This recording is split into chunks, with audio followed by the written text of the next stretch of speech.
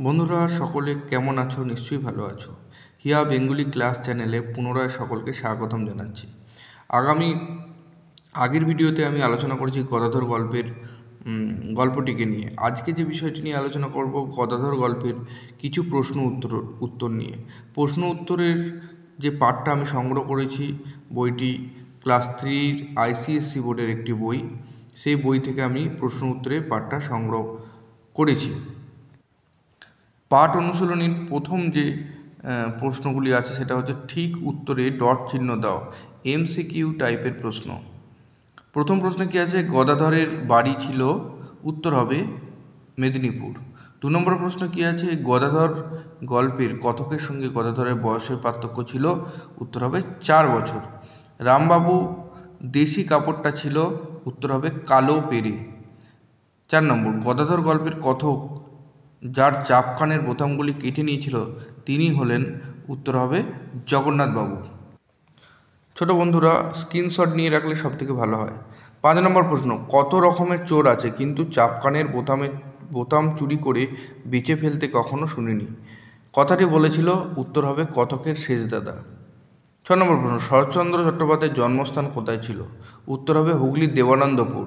আমি বলে রাখি, হুগলির দেবানন্দপুর ব্যান্ডেল স্টেশনের ঠিক পাশেই অবস্থিত। পারলে ছোটো বন্ধুরা একটু ঘুরে এসো বাবা মার সাথে। 7 নম্বর প্রশ্ন, শরৎচন্দ্র চট্টোপাধ্যায়ের একটি বিখ্যাত কিশোর উপন্যাস? উত্তর হবে রামের সুমতি। 2 নম্বর যে প্রশ্ন প্যাটার্নটি আছে সেটা হচ্ছে এক কথায় উত্তর দাও, মানে এক কথায় উত্তর সেরে দিতে হবে। ছোটো বন্ধুরা আমি একটি খাতায় লিপিবদ্ধ করছি, উত্তরও লিপিবদ্ধ করেছি। প্রথম প্রশ্ন, গদাধর কে? ছোটো বন্ধুরা একটা কথা মাথায় রেখে সকলে পূর্ণ বাক্যে উত্তর দেওয়ার চেষ্টা করবে। উত্তর, গদাধর ছিলেন রসুরে ব্রাহ্মণ। 2 নম্বর প্রশ্ন, মজা করার জন্য গদাধর গল্পের কথক কী করতেন? উত্তর হবে মজা করার জন্য গদাধর গল্পের কথক দুষ্টুমি করতেন। 3 নম্বর প্রশ্ন, কথক কিসের বোতাম কেটে নিয়েছিল? উত্তর, কথক জগন্নাথবাবুর চাপকানের বোতাম কেটে নিয়েছিল। দেখো ছোটো বন্ধুরা, ছোট্ট এক কথায় উত্তরগুলো কমপ্লিট করার চেষ্টা করেছি আমি। 4 নম্বর, কার কুঞ্চিত কাপড় কথক কেটে টেনে প্রায় সোজা করে রেখেছিল? উত্তর হবে রামবাবু। এটা এক কথায় দিয়েছি, কিন্তু পূর্ণ বাক্যে দেওয়ার চেষ্টা করো। 5 নম্বর, রবিবারে কথক গদাধরের সঙ্গে কোথায় বেড়াতে যেতেন? উত্তর হবে গড়ের মাঠে। 6 নম্বর, সন্ধেবেলায় গদাধর ও কথক কোথায় বিন্তি খেলতেন? উত্তর হবে রান্নাঘরে।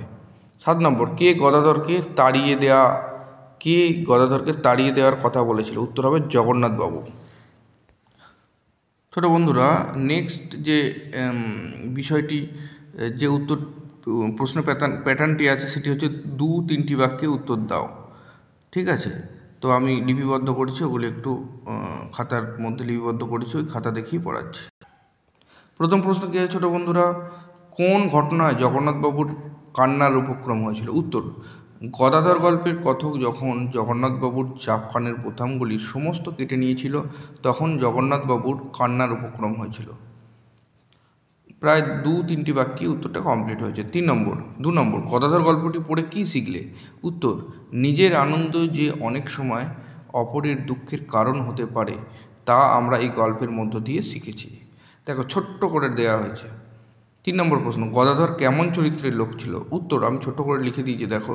গদাধর গ্রাম্য, সহজ সরল চরিত্রের লোক ছিলেন। কথকের সঙ্গে গদাধরের সম্পর্ক ছিল বন্ধুত্বের। পারলে ছোট বন্ধুরা স্ক্রিনশট নিয়ে রাখবে। 4 নম্বর প্রশ্ন, গদাধরের সঙ্গে কথকের কিসের গল্প হতো? উত্তর, গদাধরের সঙ্গে কথকের গদাধরের গ্রামের কথা, বাল্য জীবনের কথার গল্প হতো। এই গল্প কথক এত শুনেছে তাকে চোখ বেঁধে দিলে গদাধরের গ্রাম স্বাচ্ছন্দ্যে ঘুরে বেড়াতে পারবে। 5 নম্বর প্রশ্ন, গদাধর গল্পে কথক রামবাবু কী অবস্থা করেছিল? উত্তর, গদাধর গল্পে কথক রামবাবুর দেশি কালো পেরে কুঞ্চিত কাপড় খুলে টেনে প্রায় সোজা করে দিয়েছিল। দেখো প্রায় ছোট্ট 2টো বাক্যে উত্তরটি কমপ্লিট হয়ে গেছে। 6 নম্বর প্রশ্ন, মনের আনন্দে সমস্ত পথ হাসতে হাসতে চললাম। এটা একটা লাইন। এই লাইনটার উক্তি আমি কে? এখানে আমি হলো গদাধর গল্পের কথক। সে সমস্ত পথ হাসতে হাসতে গিয়েছিল কেন? ছোটো বন্ধুরা দেখো, গল্পের কথক যখন দুষ্টুমি করে জগন্নাথবাবুর চাপকানের বোতাম কেটে নিয়েছিল মজা করার জন্য, তখন কতক সমস্ত পথ হাসতে হাসতে গিয়েছিল। 7 নম্বর প্রশ্ন, গদাধরকে তাড়িয়ে দেওয়ার কথা হয়েছিল কেন? গল্পের কথক জগন্নাথবাবুর চাপকানের বোতামগুলি কেটে নিয়েছিল। এই দোষ সন্দেহবশত গদাধরকে করা হয়েছিল, গদাধরকে আরোপ করা হয়েছিল, আরোপ হবে এখানে, তাই গদাধরকে তাড়িয়ে দেওয়ার কথা হয়েছিল।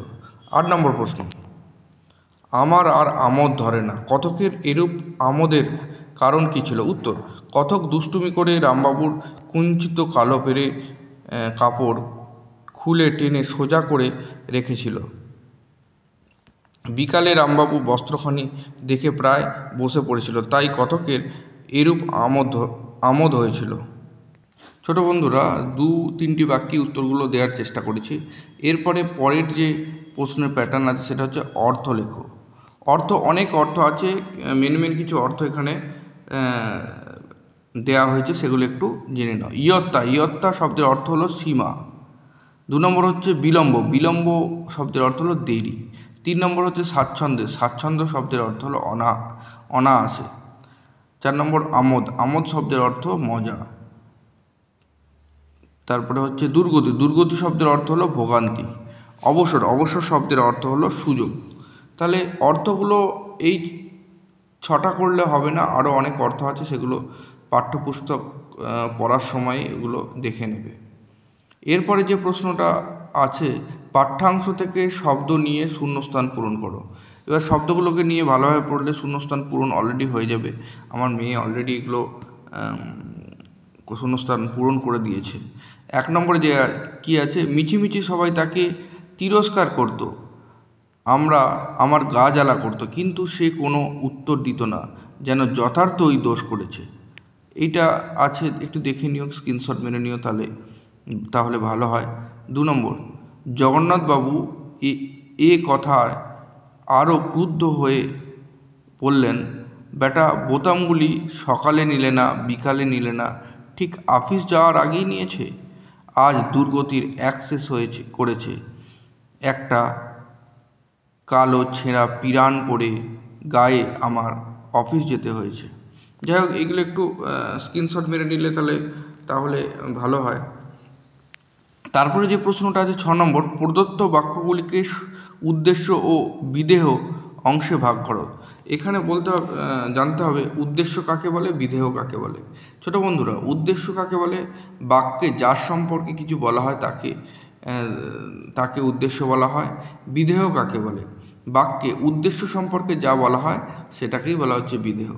দেখো, প্রথম যে 1 নম্বরটা আছে, তার বাড়ি মেদিনীপুর জেলার একটি গ্রামে। এখানে কার সম্পর্কে বলা হচ্ছে? তার হচ্ছে উদ্দেশ্য, এবং পুরো যেটা আছে সেটা হচ্ছে বিধেয়। 2 নম্বর, যাই হোক ছোটো বন্ধুরা, পরবর্তীকালে উদ্দেশ্য বিধেয় নিয়ে আমি একটা ক্লাস করার চেষ্টা করব, তখন দেখে নিও। 7 নম্বরে যেটা আছে, মোটা হরফের শব্দগুলি কোন পদ। এখানে পদ সম্পর্কে জানতে হবে। পদ সম্পর্কে জানার পর আমি পদ সম্পর্কে একটা ক্লাস নেব, তারপরে পদ সম্পর্কে আমি অনেক কিছু বুঝিয়ে দেব। তাই ছোট বন্ধুরা, যে গদাধর গল্পের প্রশ্নগুলো আমি মোটামুটি বুঝিয়ে দেওয়ার চেষ্টা করলাম। আরও অনেক প্রশ্ন আছে, সেগুলো লাইন তুলে তুলে হয়তো পরীক্ষায় প্রশ্ন দেবে। তাহলে তোমাদের কি করতে হবে? প্রত্যেকটা লাইন খুঁটিয়ে পড়তে হবে এবং প্রত্যেকটা লাইনের প্রশ্ন ও উত্তর বানিয়ে নিজেকে তৈরি করতে হবে। তাহলে আরও ভালো প্রিপারেশন নেওয়া যাবে। তাই আজকের মতো আমি ক্লাস শেষ করলাম। ছোটো বন্ধুরা, কেমন লাগলো জানাবে, আর সকলে ভালো থাকো। যদি পারো সাবস্ক্রাইব করে নিও চ্যানেলটি, নতুন চ্যানেল, তাই সাবস্ক্রাইব করলে ভালো হয়। ভালো থেকো সকলে।